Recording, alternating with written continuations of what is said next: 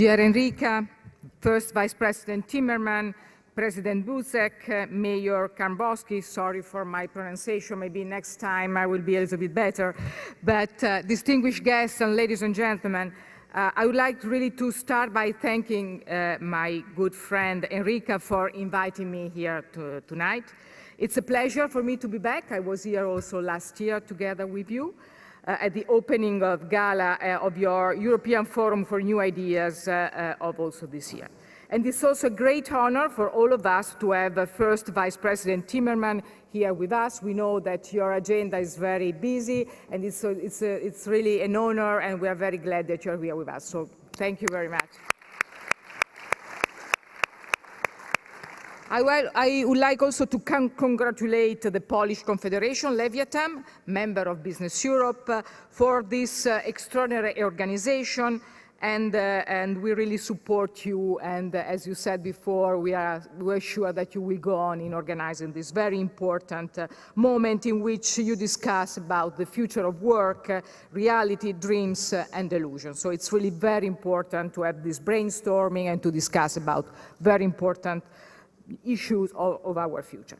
Future growth and future jobs, I think, very much depend also on what will happen at the European Union. So tonight, I would like very shortly to make some reflection with you of the three things you are talking about in these 3 days. The realities of that the companies are facing in Europe, the delusion that we have together to avoid, and also the dream of Business Europe for what regards the future of Europe. So starting from the realities, I will make 5 points on this. The first point is that it's very clear to all of us that the economy is global. So our customers are spread throughout the world. Our suppliers and also the value chain which we are working are global as well. We have to compete to conquer part of the global market, and we also compete with people who want to, or with companies who want to come and have part of the market in Europe. So the first thing which is very important is that we have to be very competitive. We have to be more competitive than what we are today. And this is the only way to create growth and jobs. And in Europe, to do this, we need to do our job as companies, but also we need supportive policies and supportive societies. Second point is very clear also for me and for us. I think growth and job creation in Europe depends on high added value export. So I think also Enrica said this very clearly, protectionism is not the answer to this. We need good trade agreement that goes beyond the tariff reduction and also deal with new regulatory standards, protected investment. So it's really very important to go on to keep the market open and to have a very good trade agreement. Reality number 3. Enrica said this very clearly, technological change and the digitalization, and we are living this very clearly, but the technological change and digitalization require huge investment, both public and private investment. And of course, we need not any investment, but we need productive investment. And we have to say this very clearly, Europe is lagging behind on this point. In 2015, EU investment was as low as 2009, while in the US it is 15% beyond the level of 2009. So a full implementation of the Juncker plan is for us very important, is part of the solution, and we have to support this. But also we need to do other things to have more investment in Europe. We have to remove obstacles to productive investment, and we have different obstacles. First of all, we need to remove regulation that fragment our single market. Our single market is still a very important thing to enhance growth. We need also to remove obstacle that doesn't work for innovation, delay digitalization, undermine access to finance, mostly for small, medium enterprise.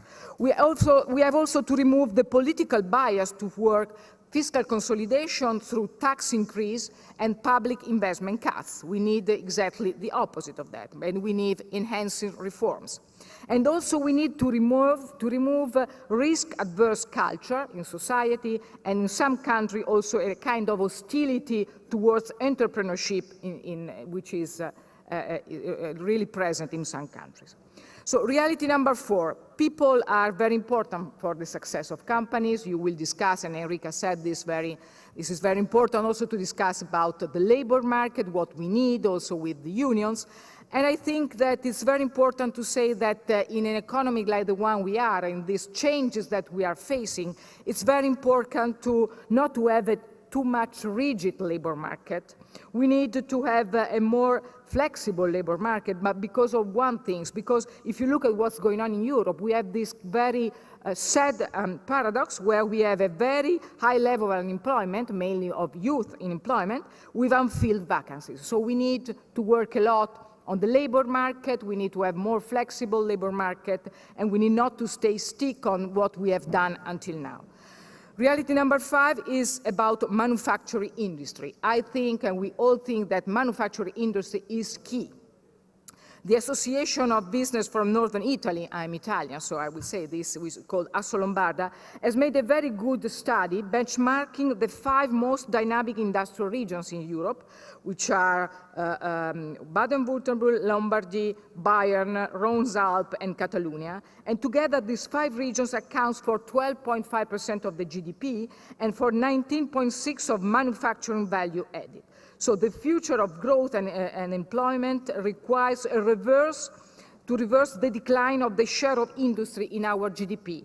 If you look what was this share of industry on GDP in 2000, it was 18.8%, now it's 15.3%. So we ask the Commission and we ask all the European institutions to have a very strong focus on enhancing industry. Manufacturing system is still very important if we want to create jobs and if we want to have more growth. We know that there are some action that are being taken about notably to develop Industry 4.0 in the context of the digital single market strategy, but we need to have a very strong focus on competitiveness. And sometimes we still see some things on environment, on climate, on energy policy, where we go in the opposite direction. So we really need to enhance competitiveness to have a very strong manufacturing system in Europe. And now I would like to also to underline what are the delusions that we see in Europe right now. First things that we heard very often is that protectionism is the answer to all what is going on in Europe. So we need to protect more our market, we need to protect more our country. This is absolutely not true. It's very clear that the rise of 1 percentage point in the ratio of trade to GDP increases output per person by at least 0.5%. So protectionism can only create a downward spiral and will eat European citizens. So we want to say this very clearly. Protectionism that we see spreading out all over the world is not the right direction, is not the right answer. We need to still have a market that remains open. The second delusion is about the idea that we should move away from the so-called austerity policies, and this could be the solution. Well, of course, as BusinessEurope, we say we have to use the flexibility in the Stability and Growth Pact. The flexibility is there, and we have to use it. But we need to maintain the core of the so-called the Stability and Growth Pact, because the idea that we can make growth having more public spending or having more public debt is completely not true. So we really think that we have to stick on the Stability and Growth Pact with the flexibility that we need. We need to have countries that goes on in enhancing reforms, and at the same time we also need that countries which have the margin for maneuver to invest more should do it. So we really need to have all these things together.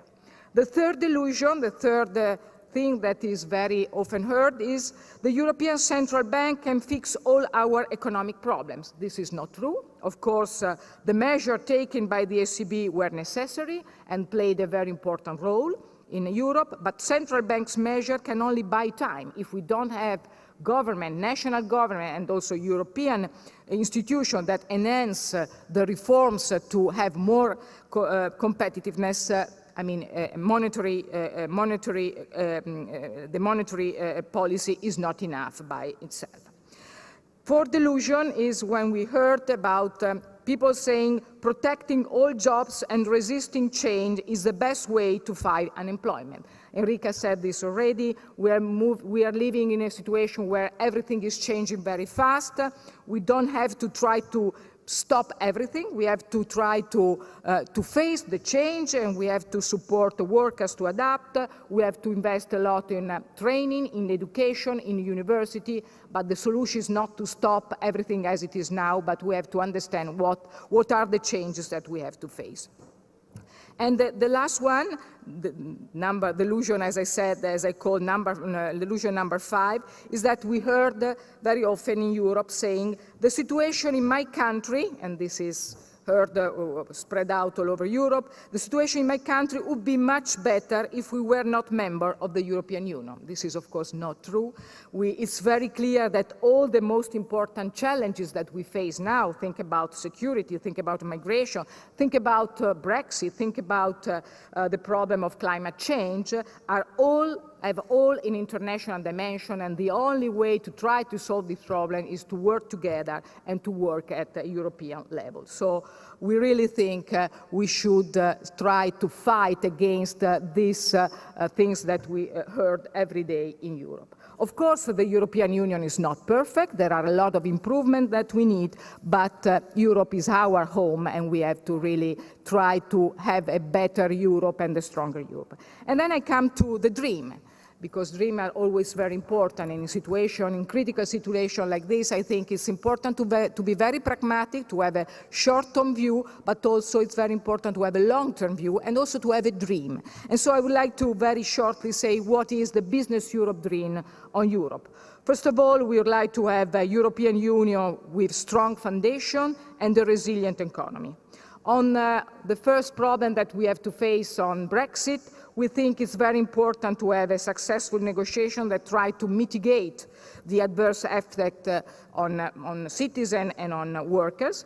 And we think it's very important to try to have to maintain a close economic relation between EU and UK, but this is very clear for us, without undermining the EU integration process, and we don't like the idea to have like a cherry picking and try to take this and not to take this. We think that the integrity of the single markets with the 4 single market freedoms have to stay there, and we cannot, go away from this point. Then, of course, we would like to see Europe that goes on with the necessary reforms. We would like to see European Commission to be really the champion for European unity. And we like also to see, the Commission and all the European institutions that really concentrate where there is a value added in being together. So we don't like to see the Commission or the European institution to regulate or to make laws on things where it's better that national government can regulate, but we like to see the European institution to concentrate where really Europe can value added. And of course, I'm talking about external borders management, I'm talking about the single market, I'm talking about international trade policy, which are very important.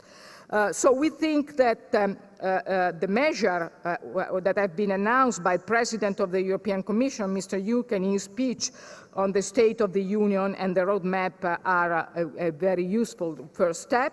And as I said before, I think we have to build on this with a short-term targets and also with a long-term solution that we all need.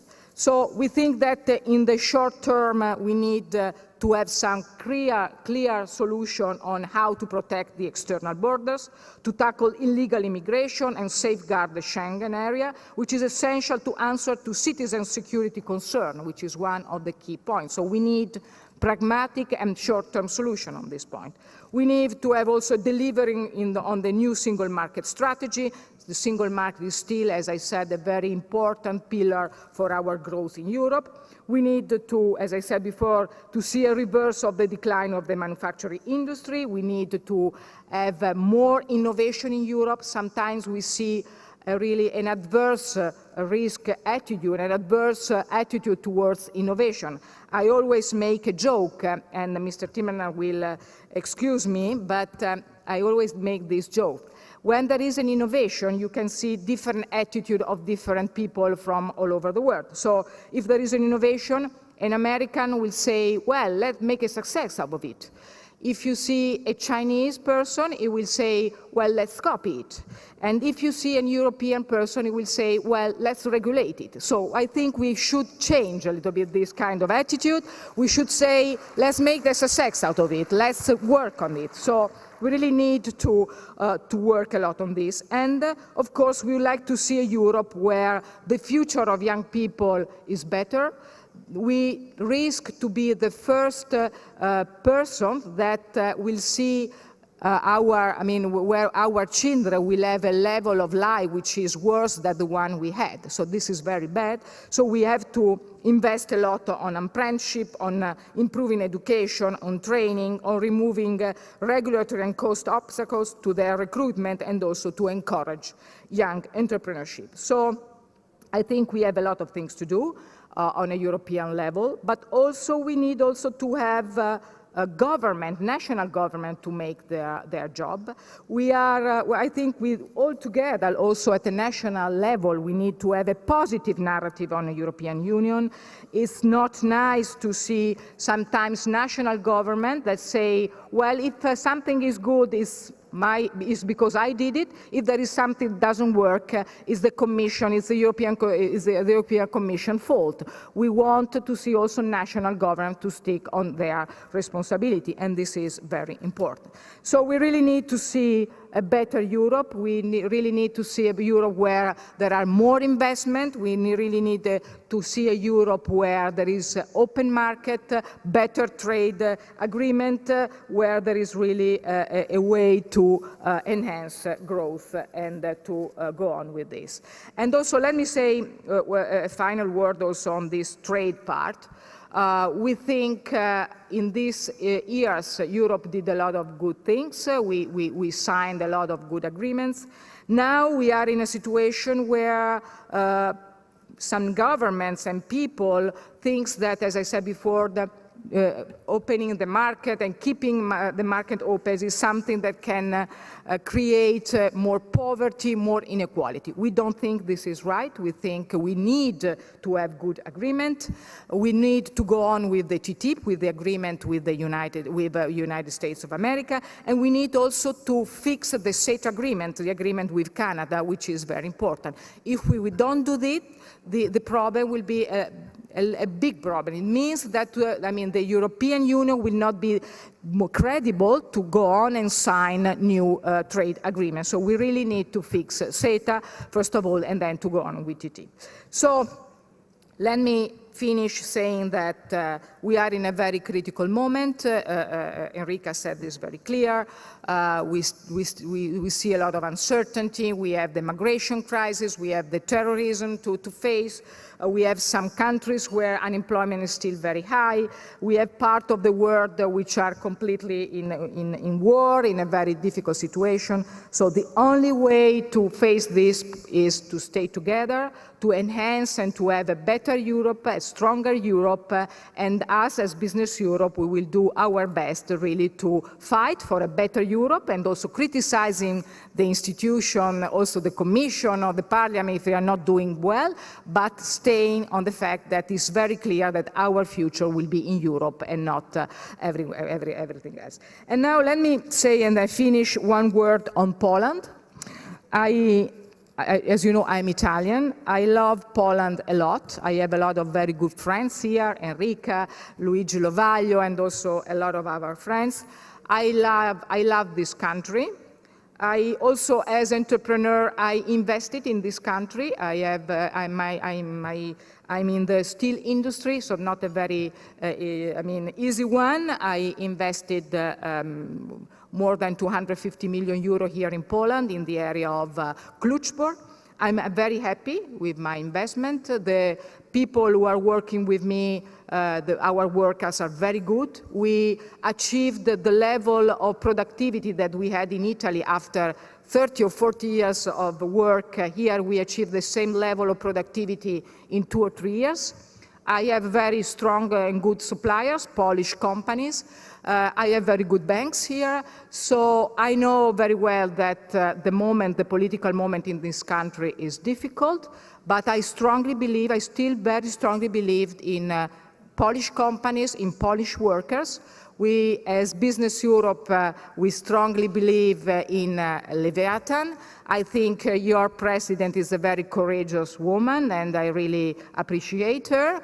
I think that having a national association of companies, of private companies that stay like they are, is a means to have more freedom, means to have more democracy. And so myself personally, and also as Business Europe, we will always support you also in difficult moments. So you will always can count on us on helping you, because as I said, we really strongly believe in Poland, we believe in you, and we are sure that even though you're living a difficult situation, you will manage that, and we will be with you because we are all Europeans and we share the same destiny. Thank you very much.